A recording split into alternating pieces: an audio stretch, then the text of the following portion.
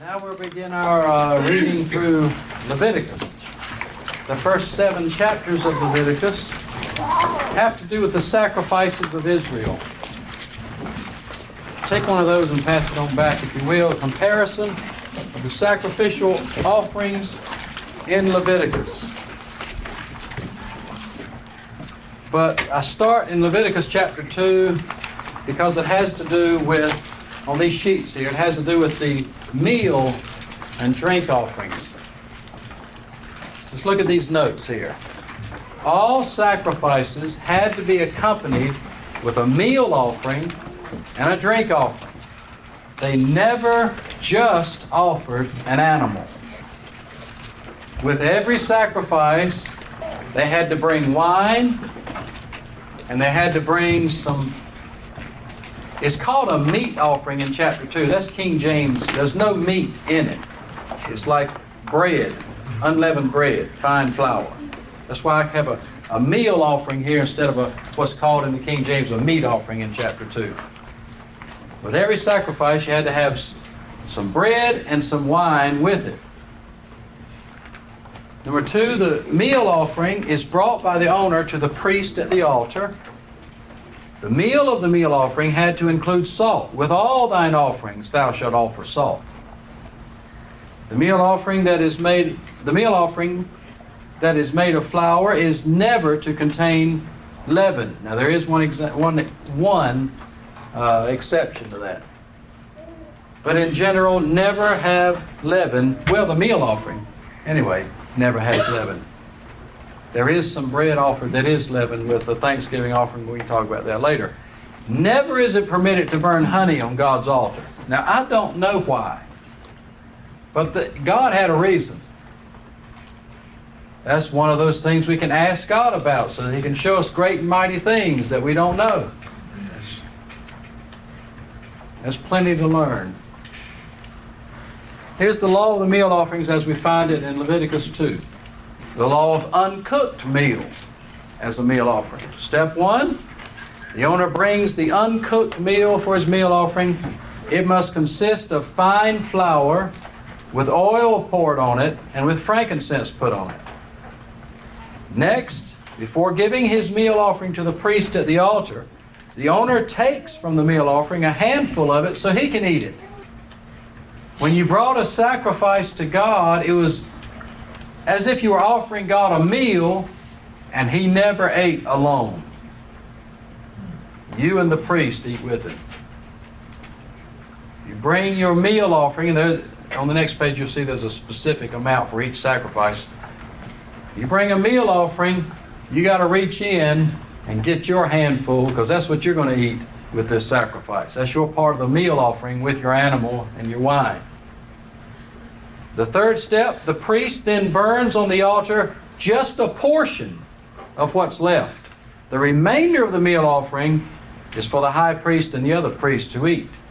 It is the thing most holy of the offerings of the Lord made by fire. So if you bring a bucket of meal with oil poured in there with it, frankincense on top, you got a handful to eat. The priest offered a little part of it to God, and he and his family got to eat the rest. So what you brought to God, for the most part, went to the priest. How many times a day would they do this? They had daily sacrifice twice a day, just like lighting the candlestick and burning the incense. It seems like the priest would end up with a mountain of food. God intended for His priests not to have to worry about where they get the next meal from. Okay, this 3-step procedure is the same for any meal or flour brought as a meal offering to the Lord, regardless of how that meal is prepared. So those same 3 steps here apply to each one of these forms of a meal offering.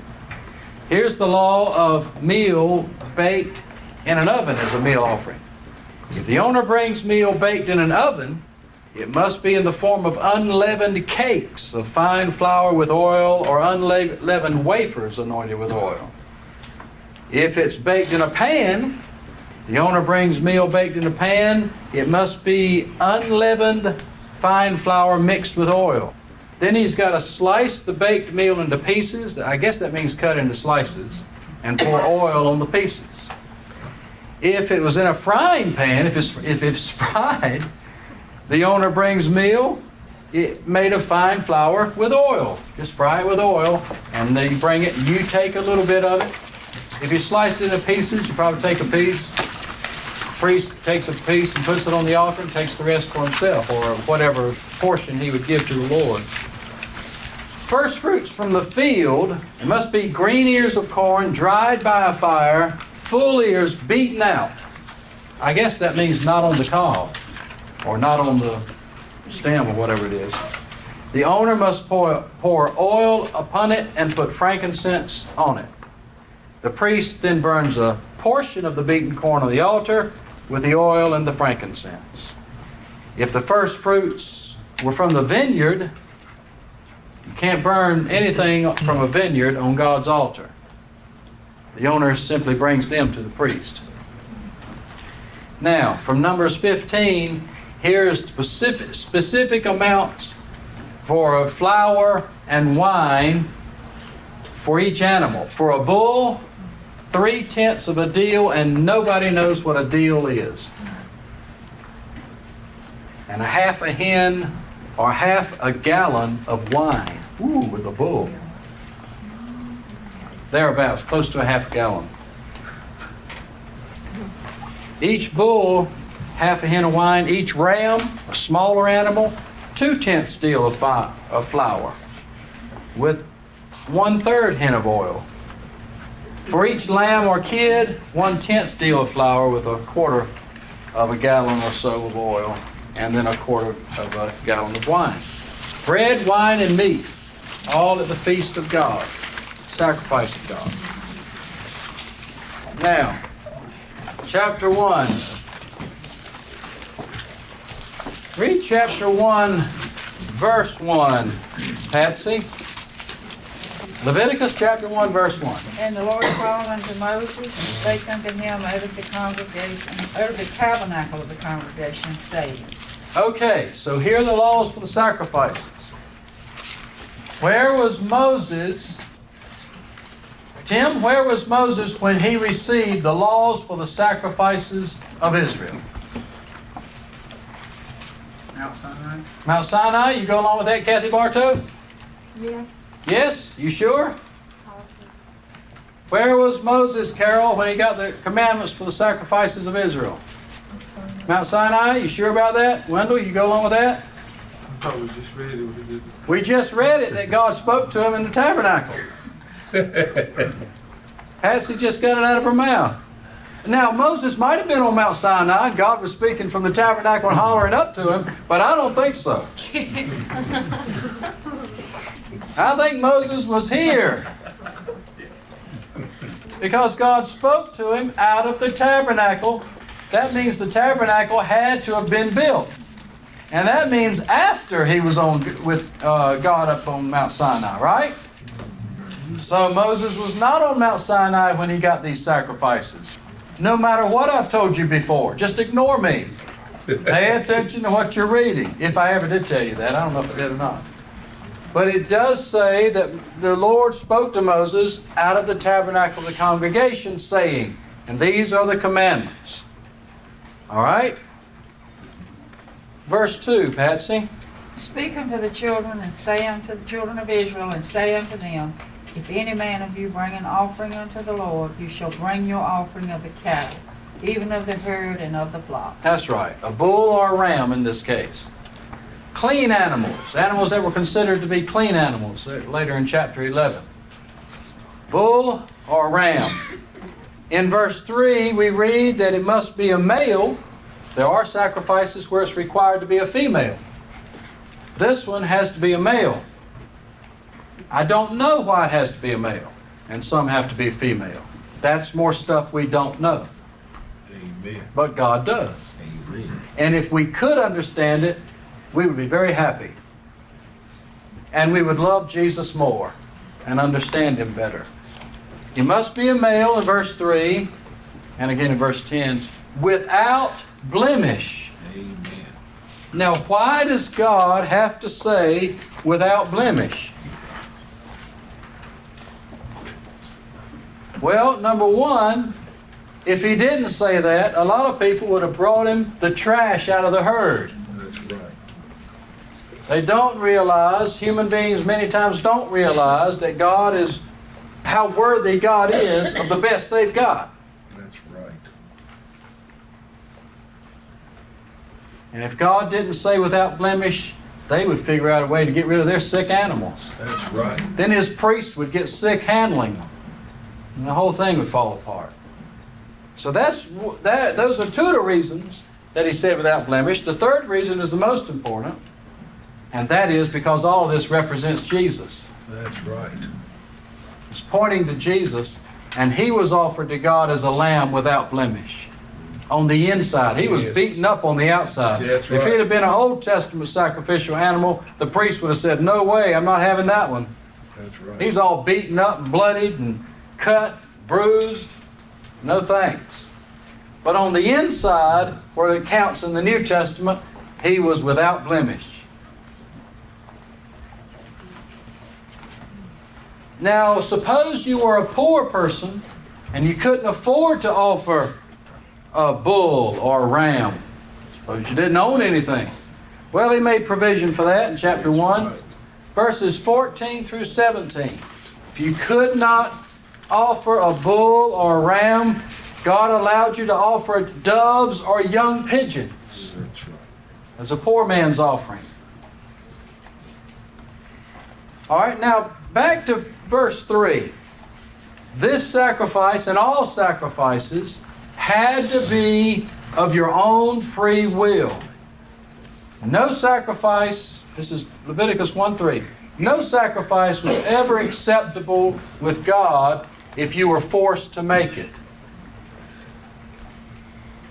Listen, if you belong to a religion that you can force somebody into, it's not from God. That's right. God wouldn't have it any more than he would accept the sacrifice that people were pressured to give through one means or another. Has to be of your own free will, or it's unacceptable to God. The owner must bring the animal to the door of the tabernacle, and that animal had to belong to him. You couldn't steal my cow and go offer it. It'd be accepted to God. Accepted before God. When he brings his animal to the door of the tabernacle, this is in the courtyard here, I would imagine, to the door of the tabernacle. The owner places his hands on the animal's head, and it will be accepted to make an atonement for him. This is a symbolic transfer of your guilt to the animal that's about to be killed.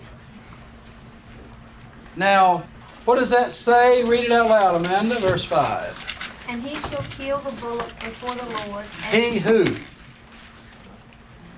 That's very important. The man who brought the animal. The priest was never allowed to kill your animal. You know why? Because God knew us. Now, priest killed my animal.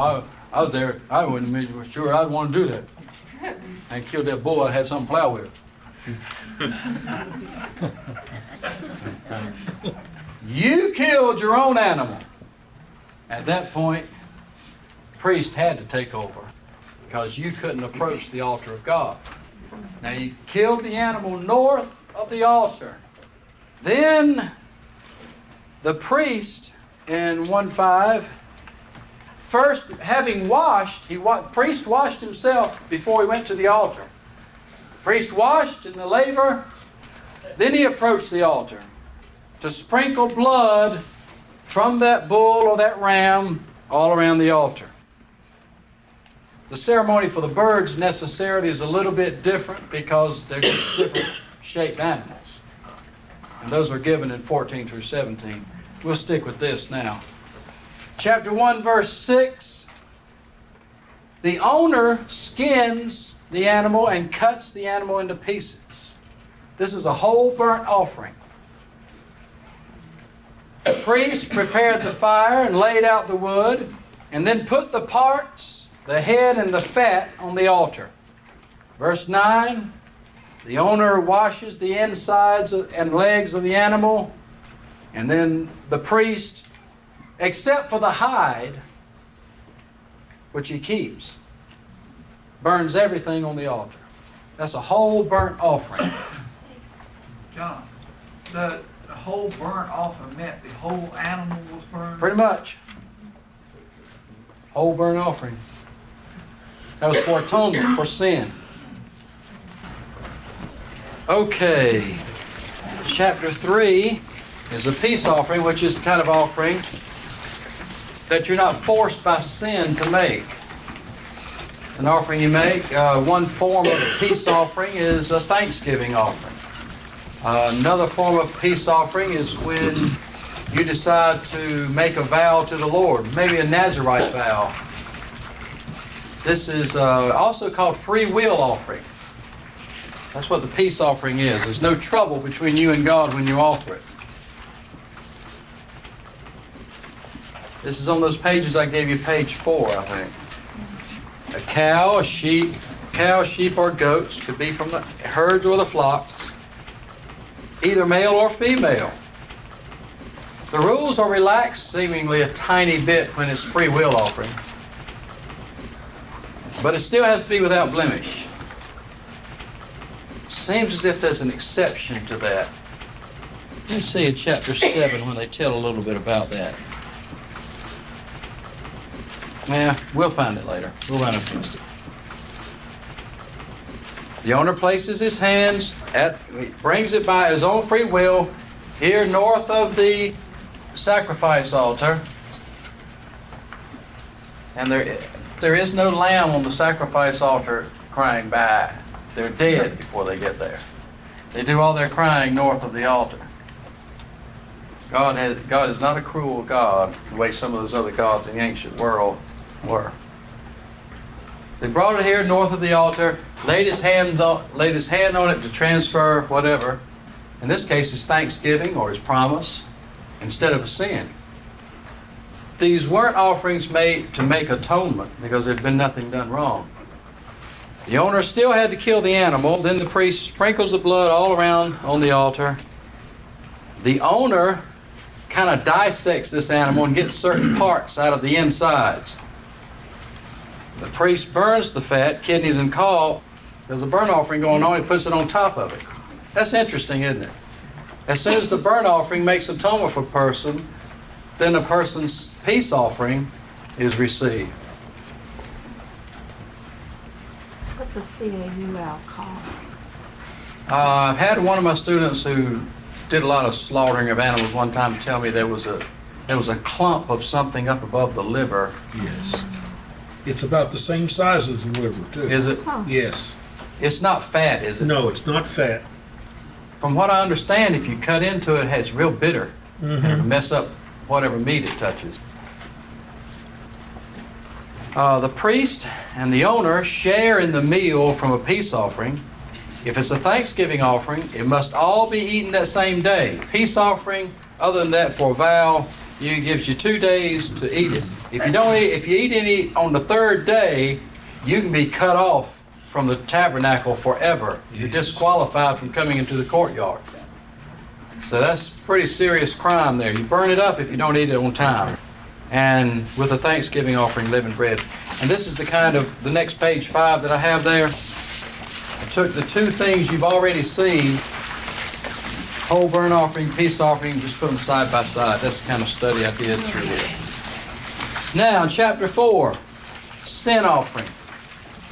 He gives instructions for sin offerings in 4 different cases.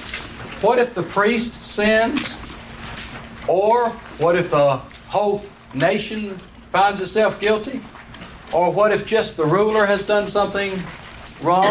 Or what if just one ordinary person? So that's how this whole chapter is divided up. 4 different cases where sin offering is offered. The first is the priest. Verse 3. By the way, in verse 2, it says, if a soul shall sin through ignorance. There is no sacrifice for willful transgression. Verse 3, if the priest that is anointed do sin according to the sin of the people, Then let him bring for his sin which he has sinned a young bullock without blemish unto the Lord for a sin offering. This isn't, he's not requiring half the man's herd. Just bring a young bullock. This is for the priest.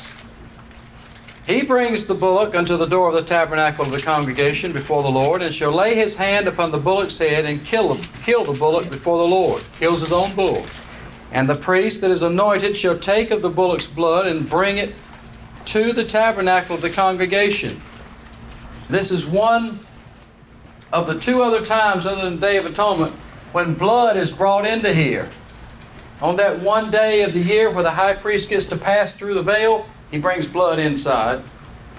And on an occasion when he is sinned, he has to bring blood inside. But he doesn't go into the most holy room on this occasion. He sprinkles the blood on the veil. Or dip his finger, sprinkle the blood 7 times before the Lord, before the veil of the sanctuary, and the priest shall put some of the blood upon the horns of the altar of sweet incense before the Lord. So this is an occasion where the altar of sweet incense has some blood put on it. And shall pour all the blood of the bullock at the bottom of the altar of the burnt offering, at the door of the tabernacle. And he treats the insides of this bullock just like the peace offerings, taken apart, etc. In verse 11, the rest of this sin offering is not eaten, the way the peace offering is. And the skin of the bullock and all his flesh, and his head, and his legs, his inwards, his dung, the whole bullock shall he carry forth outside the camp unto a clean place where the ashes are poured out, and burn them on the wood with the fire that the ashes are poured out. Where the ashes are poured out shall he be burned. So that's the sin. That's a very simple ceremony for the sin of the priest of God at his tabernacle. This is not an oppressive law. Very simple. What if the whole nation, millions of people, find out that they've been transgressing against the commandment of God? The whole country sinned through ignorance. And the thing be hidden from the eyes of the assembly, and they have done somewhat against any of the commandments of the Lord concerning the things which should not be done, and are guilty. When the sin which they have sinned against it is known, then the congregation shall bring 1,000,000 young bullocks for the sin. Now think about what this is saying to the people of Israel. Look how simple this is. Well, look how good God is. Yes. And they couldn't understand it. All he wants us is to believe him. Yes. Verse 15, who's going to lay their hands on the bullock and transfer the guilt? The elders. You can't have all the people do that. That's right. Just the elders of the congregation, not the priest. Lay their hands on the head of the bullock before the Lord, and the bullock shall be killed. It doesn't say who does it, but one of those elders probably. And the priest that is anointed shall bring from the bullock's blood to the tabernacle of the congregation, and sprinkle it before the veil. It's the same as the priest, same ceremony. Sin offering for the whole country, sin offering for the priest. Now, the animal for the sin offering, whenever his blood is brought inside this building, nobody gets to eat any of the sin offering. That's done away with. No man shares in that meal with God. But here, the last 2 sin offerings for the ruler and the people, the blood is not brought inside the tabernacle, so the priest gets to eat some of it. Here we go with the ruler in verse 22. When a ruler has sinned, done something through ignorance against any of the commandments of the Lord his God concerning things which should not be done, and is guilty, or if his sin wherein he has sinned come to his knowledge, he shall bring of his offering a kid of the goats, a male without blemish. He lays his hands in it, and the ruler of the people has to kill it. In the place where they kill the burnt offering before the Lord, that's north of the altar.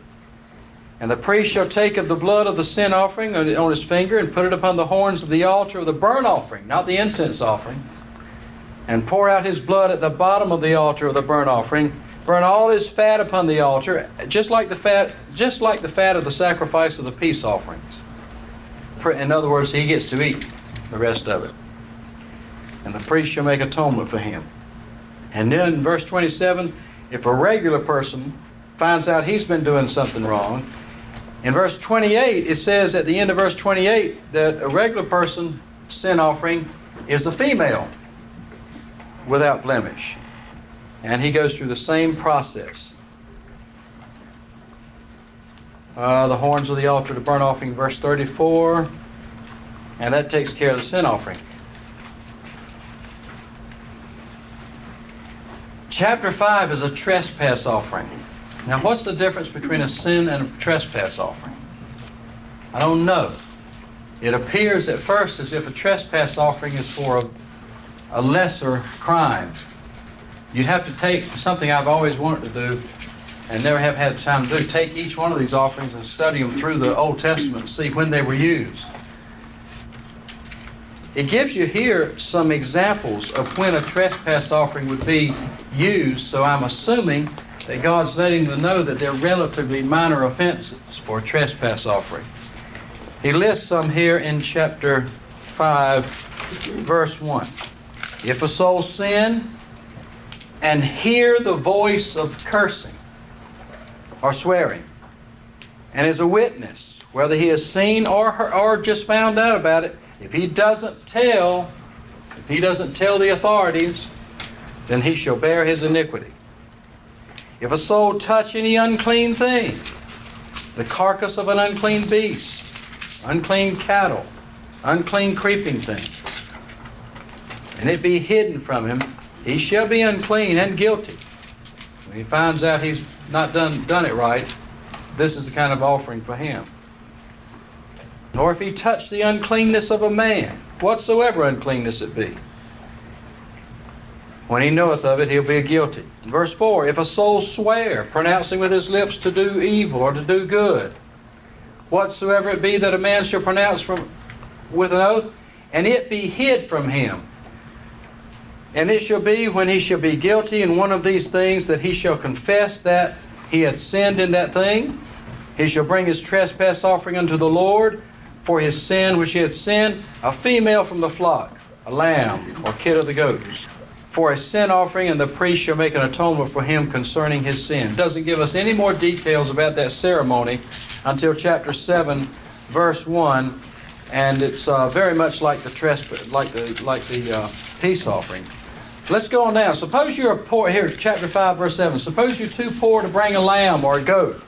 Then you can bring, in verse 7, 2 turtle doves or 2 young pigeons, one for a sin offering, one for the other for a burnt offering. But what if you can't bring 2 young pigeons? What if you're so poor you can't even bring a bird? Well, verse 11. If he's not able to bring 2 turtle doves or 2 young pigeons, then he that sinned shall bring for his offering 1/10 of an ephah of fine flour for a sin offering. No oil on it, no frankincense. It's a sin offering. Don't make it sweet. Let's just get this sin removed. So he just brings some fine flour, a tiny part of fine flour for his sin. And look at this, even though it's a small thing, 1/10 of an ephah. I don't know, it's not a too small amount, but it won't cost a lot. He shall bring it to the priest, and the priest shall take his handful of it. The priest gets the rest. Verse 14. Lord said to Moses, if a soul committed a trespass and sinned through ignorance in the holy things of the Lord, if he finds out he's not been keeping this ceremonial law exactly right, then he'll bring to the Lord a ram without blemish out of the flocks, with your estimation by shekels of silver, after the shekel of the sanctuary, for a trespass offering. Now this is when he has not brought his tithes and offerings at the right time. Look at what he's got to do. And he shall make amends for the harm that he hath done. In other words, you priests have lost out because he didn't do what he's supposed to do on time. He's going to make amends for that. And give it to the priest, and the priest shall make an atonement for him, with the ram of the trespass offering, and it shall be forgiven him. So he's got to add a fifth part to what he didn't do, which means God charges 20% interest on overdue tithes and offerings. And you'll see that figure, a fifth part, again later concerning tithes and offerings. But here is a first case of it. God's a businessman.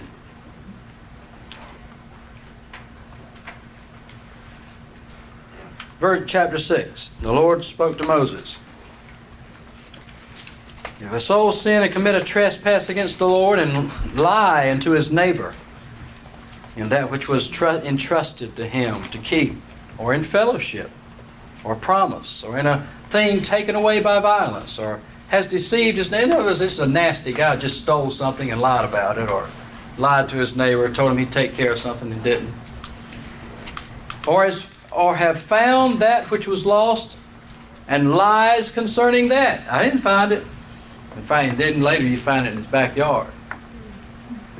And sweareth falsely. And any of all these that a man doeth, sinning therein, then it shall be because he has sinned and is guilty that he shall restore that which he took violently away, or the thing which he hath deceitfully gotten, or that which was delivered to him to keep, or the lost thing which he found, or all that about which he hath sworn falsely, he shall even restore it, the principal, and 20%.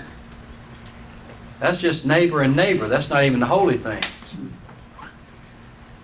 And give it unto him to whom it pertaineth in the day when he offers a trespass offering for what he's done. And of course, what if the man never repents and never offers a trespass offering? Well, you have that all the time in ancient Israel. Many of the rulers stealing from people, stealing from the poor, they never repented, never made the trespass offering. This law, that part of it, is only for people who repent. I got a question. Earlier we talked about there was no pardon for a sin that was, what was the word you knew about it? Willfully. Willfully. Well, it seems like maybe when we read this is willful. It's closer to being willful than somebody who just finds out they hadn't known something. Wendell's talking about trespass offerings are willful sins. Well, how would you describe the sin of a man overtaken in a fault? You see, if somebody has just a weakness and a fault, they might not want to be that way. And this gives them a chance to get out of it. Gives them a chance to get out of it. My father said it's a good thing that God's made us able to justify ourselves doing the wrong thing sometime, otherwise there'd be no forgiveness. Even if we know better, sometimes it's still not a willful sin if we're overtaken in a fault. In other words, that's not really what we wanted to do. Yeah. A willful sin doesn't mean that it's a sin that you do knowing better. It means that it's a sin. It's a trespass that you commit because you're weak, even if you do know better. So yeah, it does look kind of willful. The guy's hiding whatever he stole in the backyard and said, I ain't seen it, I ain't seen it. Fortunately, God is very kind Amen. and merciful. Amen. There's nobody who has to be lost. Nobody. Yeah, that's a good question, though. Now, where are we? We was in chapter 6, somewhere. Restore it in principle and give the fifth part to his neighbor. He shall bring a trespass offering to the Lord, a ram without blemish, and go through that ceremony. He gives some extra details about a burnt offering, beginning in verse 8. It tells in verse 10 that the place for the ashes is on the east side of the burnt offering altar. That's something new that we didn't know before. That's for the ashes. The killing is on the north. The ashes go on the east, toward the door, toward the eastern gate to carry them off. In verse 13 it says, the fire shall be burning upon the altar always. It never goes out. How did they keep the fire going while they traveled, you know? I suppose it means as long as they have it set up. That's what I was thinking. It seemed like it'd be a lot better that way. Either that, they'd have to carry a burning pot. Day and night, fire on that altar. It was, what, 7.5 feet? Well, how 7.5 feet square. I mean, I think that probably means just when it's set up. John, I have a question. Yeah. I've had it for a while. How do they clean up? I mean, what do they don't leave it dirty all the time. Fat cleans it up. The fat does? Yeah, that's how you make lye soap. You start with fat. Okay, so that's how they do it. And so the veil and the altar, when they sprinkle the blood on it and everything like that, do they replace that? God cleans it up. Okay. I Has was just to. wondering. Well, this isn't done a lot. Yeah. Isn't done a lot. It was not like the veil in the dividing the holy and the most holy room is going to be heavy with blood. No, It'll go away. God will take care of that. I just wondered. We learned one thing, the fire of God will lift that right up. Yeah, the glory of God. Yes, sir. God will clean up the veil.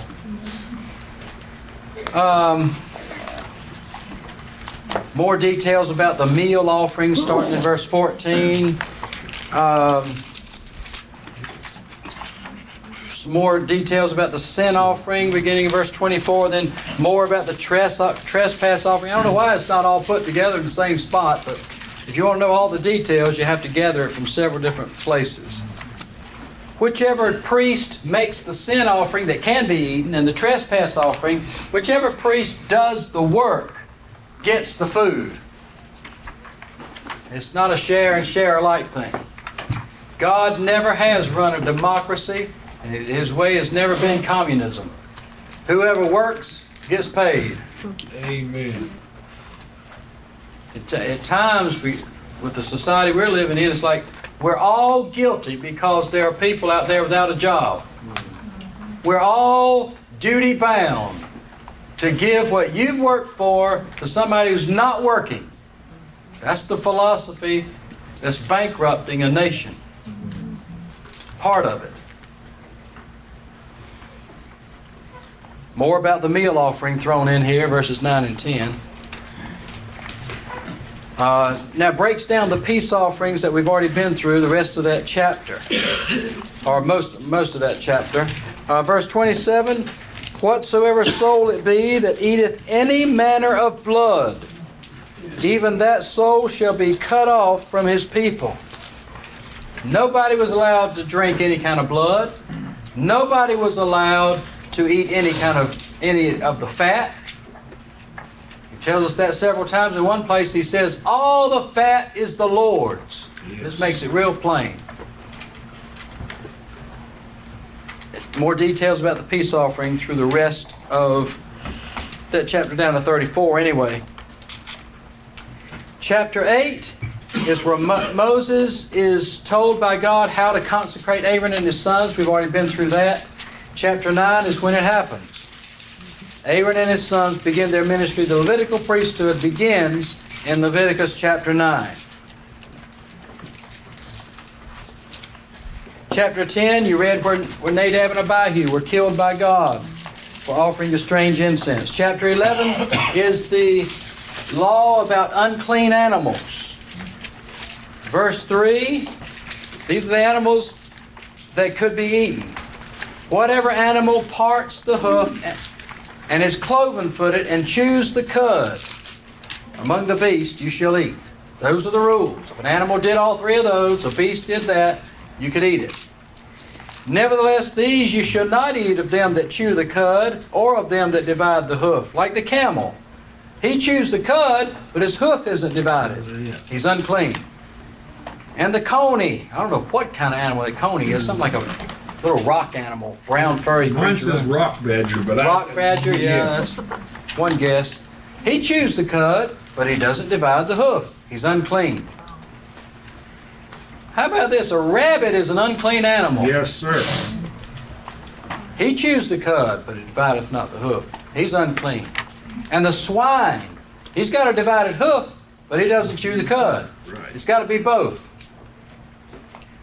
Of their flesh you shall not eat, and their carcass shall ye not touch.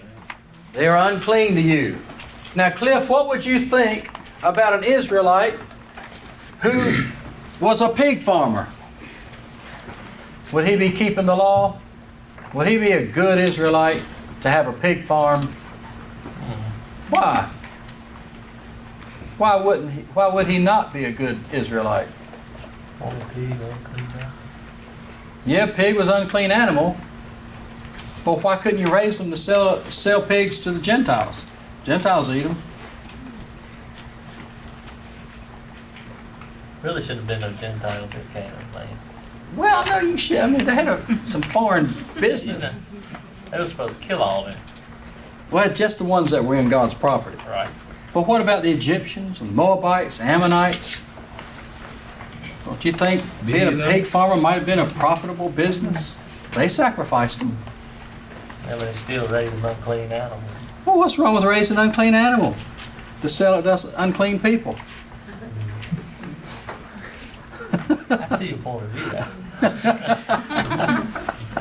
You see my point of view, huh? Darren, you see my point of view?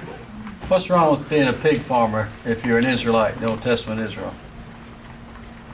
There's something wrong with it. There's something wrong with it. What's wrong with it? Somewhere along the line, you'd have to touch a dead carcass. What if you just hired foreigners to work on your farm? Okay. Would you have to touch a dead carcass then? No. There's nothing wrong with touching a live pig.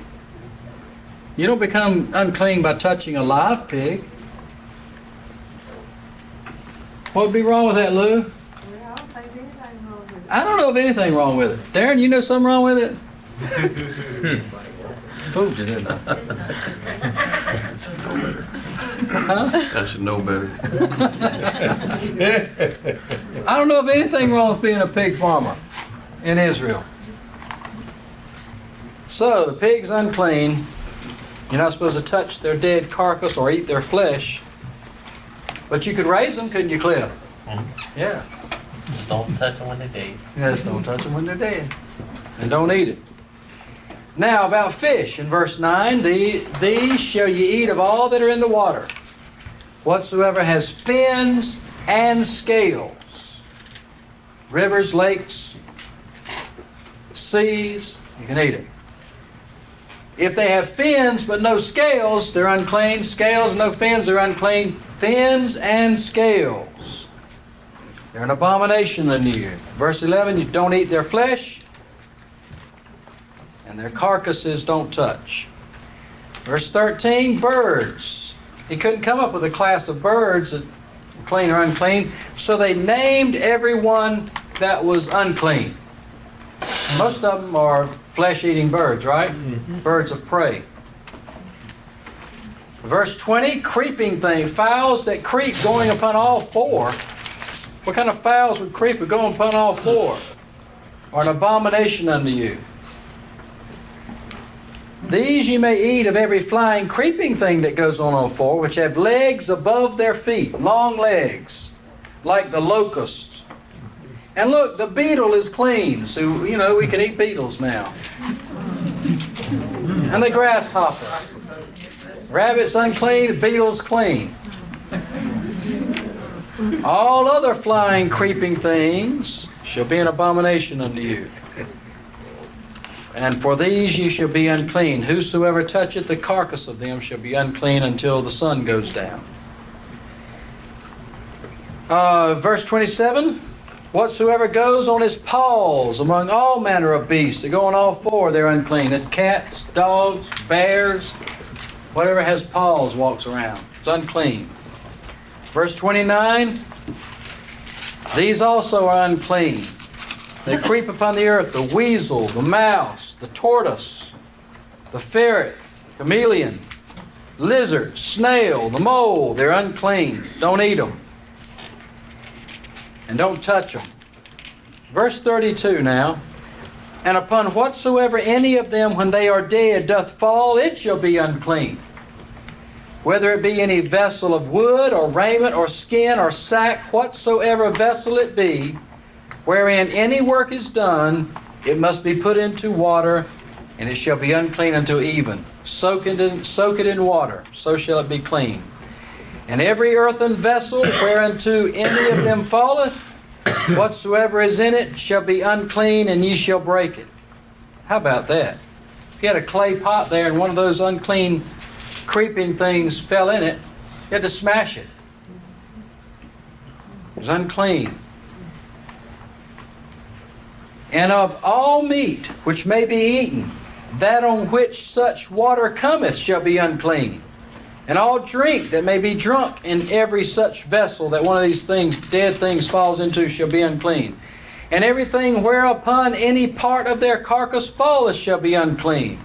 Whether it be an oven or ranges for pots, or they shall be broken down. My goodness, break down your oven, tear it all to pieces.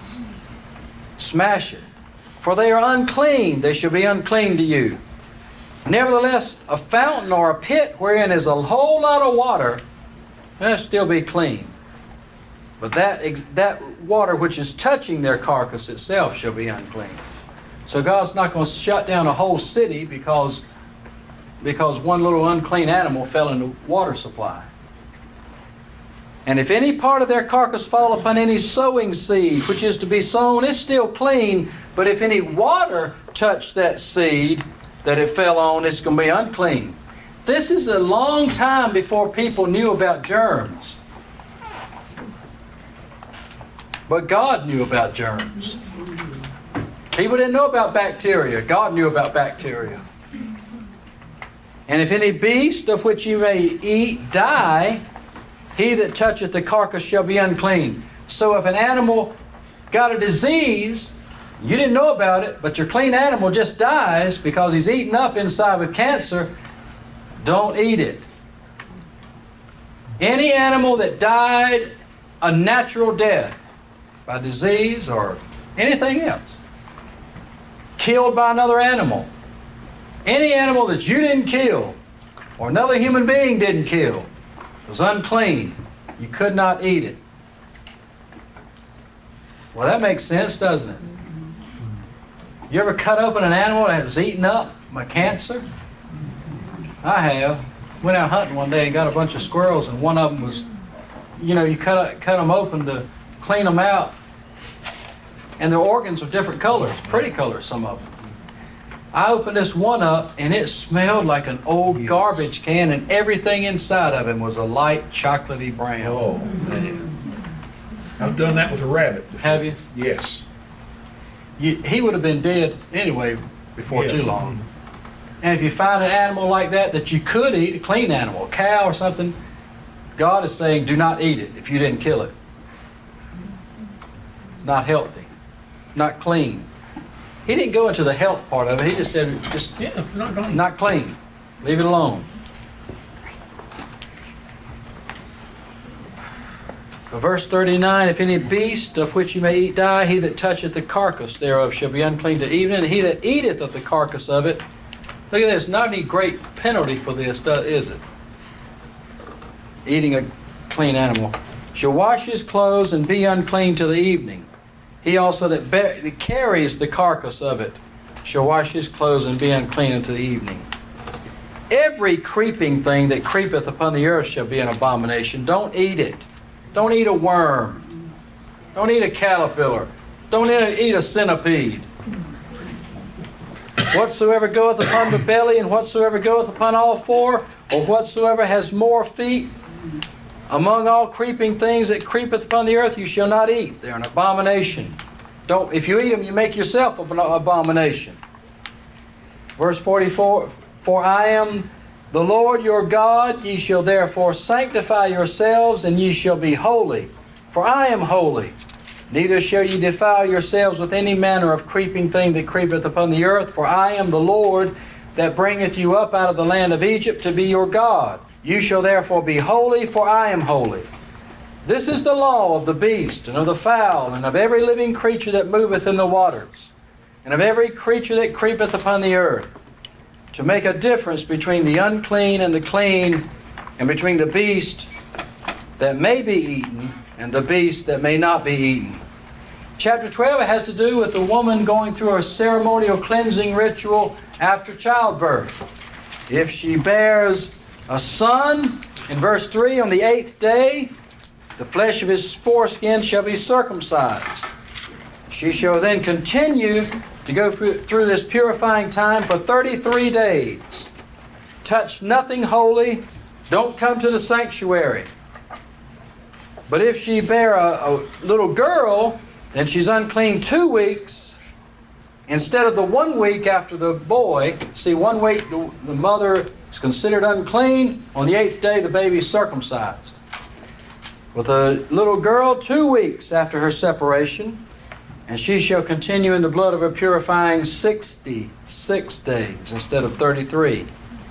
And when all the days of her purifying are fulfilled for either a son or a daughter, she shall bring a lamb of the first year for a burnt offering, and a young pigeon or a turtle dove for a sin offering unto the door of the tabernacle of the congregation to the priest.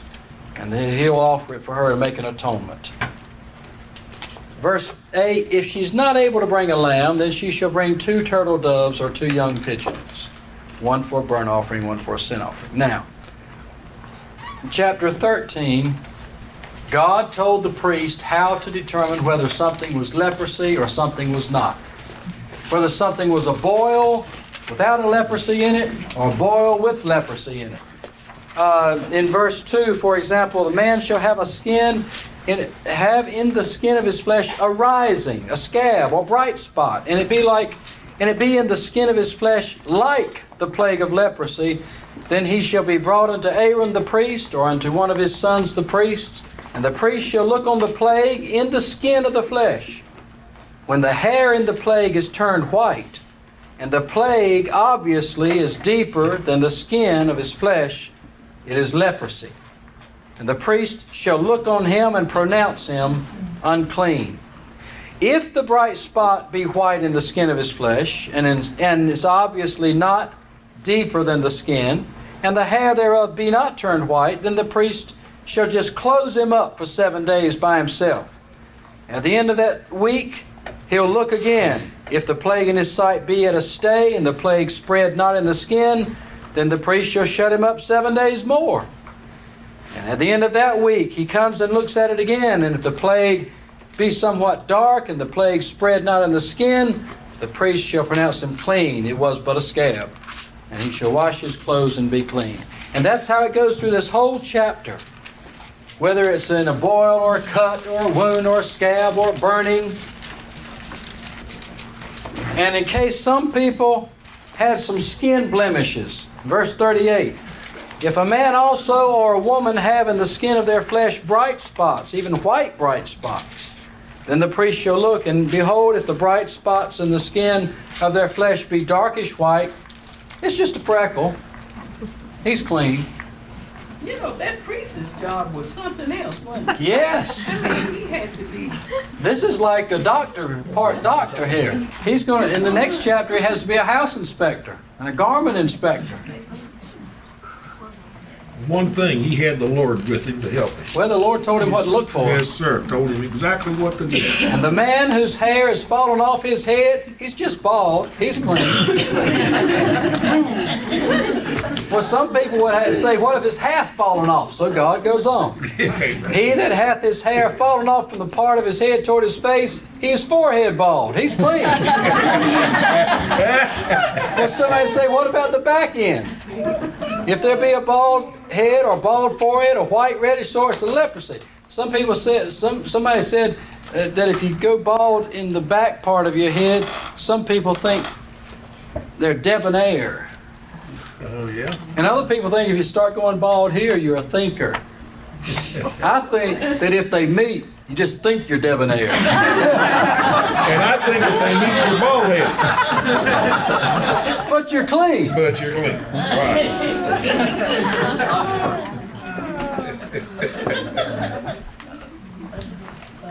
Now, in verse 45, this is sad to me. You try to imagine yourself finding a little spot on you, and you have to go to the priest, and the priest says, you're unclean. This is what you have to do. And the leper in whom the plague is, his clothes shall be rent, and his head bare, and he shall put a covering upon his upper lip, and shall cry, You had to walk down the street, I guess, crying, unclean, unclean. Warn people not to come close to you. All the days wherein the plague shall be in him, he shall be defiled. He is unclean. He shall dwell alone outside the camp. Shall his habitation be. That's sad. The rest of this chapter, the priest has to examine clothes to determine how far things have gone there. And chapter 14, this is the ritual for a leper if God heals him. This is what Jesus sent the lepers to go to the priest to do when he healed the lepers. Verse 2, this is the law of the leper in the day of his cleansing.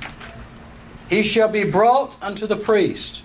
Oh, by the way, we're going to read in here a little bit later that if the leprosy completely covers the man, he's clean. As long as no raw flesh is seen where it's actively eating him anymore, when it completely covers him, he might have to go through this too. And the priest shall go forth out of the camp. The priest shall look, and behold, if the plague of leprosy be healed in the leper, then the priest commands him to take for him that is to be cleansed 2 birds alive and clean, cedar wood, scarlet, hyssop. The priest shall command that one of the birds be killed in an earthen vessel over running water. As for the living bird, he shall take it, and the cedar wood, scarlet, hyssop, and dip them and the living bird in the blood of the bird that was killed over the running water. And he shall sprinkle upon him that is to be cleansed from the leprosy 7 times, and shall pronounce him clean, and shall let the living bird loose into the open field. And he that is to be cleansed shall wash his clothes, and shave off all his hair, wash himself in water that he may be clean. And after that he shall come into the camp, and shall tarry abroad out of his tent 7 days. But it shall be on the 7th day that he shall shave all his hair off his head, and his beard, and his eyebrows, even all his hair shall he shave off. And he shall wash his clothes. Also he shall wash his flesh in water, and he shall be clean. And on the 8th day he shall take 2 he-lambs without blemish, 1 ewe lamb of the first year without blemish, 3/10 deals of fine flour for a meat offering, mingled with oil, and 1 log of oil. And the priest that maketh him clean shall present the man that is to be made clean and those things before the Lord at the door of the tabernacle of the congregation. And the priest shall take 1 he-lamb and offer him for a trespass offering, and the log of oil, and wave them for a wave offering before the Lord. He shall slay the lamb in the place where he shall kill the sin offering and burnt offering in the holy place. For as the sin offering is the priest's, so is the trespass offering. It is most holy. And the priest shall take some of the blood of the trespass offering, and the priest shall put it upon the tip of the right ear of him that is to be cleansed, and upon the thumb of his right hand, and upon the great toe of his right foot. And the priest shall take some of the log of oil, and pour it into the palm of his own left hand. And the priest shall dip his right finger in the oil that is in his left hand, and shall sprinkle of the oil with his finger 7 times before the Lord. And the rest of the oil that is in his hand shall the priest put upon the tip of the right ear of him that is to be cleansed, and upon the thumb of his right hand, and upon the great toe of his right foot, upon the blood of the trespass offering. And the remnant of the oil that is in the priest's hand he shall pour upon the head of him that is to be cleansed. And the priest shall make an atonement for him before the Lord. And the priest shall offer the sin offering, and make an atonement for him that is to be cleansed from his uncleanness. And afterward he shall kill the burnt offering. And the priest shall offer the burnt offering and the meat offering upon the altar. And the priest shall make an atonement for him, and he shall be clean. That's what he got to go through. And if he be poor and cannot get so much, then it tells about what to bring. Verse 33. Now look at this. I told you about a home inspector. The Lord spoke to Moses and to Aaron, saying, when you come into the land of Canaan, which I give to you for a possession, and the devil put the plague of leprosy in a house... Sorry. And I put the plague of leprosy in a house. Isn't that something? The priest has to go in there and examine to see where some of this stuff is starting to grow in the wall. He had to look and see if that wall, see if it really was leprosy. If it really was, he had to tear out that wall, replace it with good blocks, shut up the house, come back a week later, see if it had come back. If it had come back, God said tear the whole house down. It's spreading leprosy. It's not going to be stopped. Tear the whole house down and haul it off to the dump. Chapter 15. Personal cleanliness. The Lord spoke to Moses and Aaron, saying, Speak unto the children of Israel, and say unto them, When any man has a running issue out of his flesh, because of his issue, he is unclean. And this shall be his uncleanness in his issue, whether his flesh run with this issue, or his flesh be stopped from his issue. It is his uncleanness. Every bed whereon he lieth that hath the issue is unclean, and everything whereon he sitteth shall be unclean. Whosoever toucheth his bed shall wash his clothes, and bathe himself in water, and be unclean unto the evening. He that sitteth on anything whereon he sat that hath the issue shall wash his clothes, and bathe himself in water, and be unclean unto the evening. And he that toucheth the flesh of him that hath the issue shall wash his clothes, bathe himself in water, and be unclean unto the evening. And if he that hath the issue spit on him that is clean. Well, God had to deal with how people were, didn't he? Then he shall wash his clothes and bathe himself in water, and be unclean unto the evening. Whatever saddle soever he rideth upon that hath the issue shall be unclean. And whosoever toucheth anything that was under him shall be unclean until the evening. He that beareth any of those things shall wash his clothes, bathe himself in water, and be unclean until the evening. And whomsoever he toucheth that hath the issue, and has not rinsed his hands in water, he shall wash his clothes, and bathe himself in water, and be unclean unto the evening. The vessel that he touches, which hath the issue, shall be broken. Every vessel of wood shall be rinsed in water. And when he that has an issue is cleansed of his issue, then he shall number to himself 7 days for his cleansing, and then wash his clothes and bathe his flesh in water, and he'll be clean. On the 8th day he makes a sacrifice to God. I've told you before that during the Middle Ages, when the Great Plague struck Europe, it wiped out 2 out of every 3 people in the whole continent. But it didn't kill as many Jews as it did others, because they were keeping rules.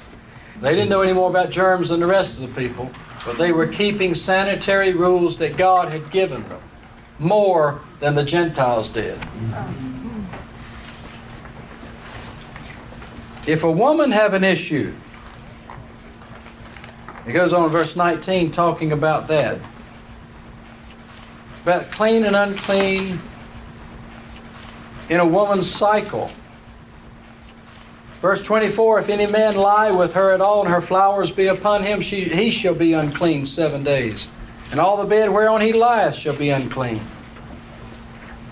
And then the ritual for a sacrifice for the time of being clean again is at the end of that chapter.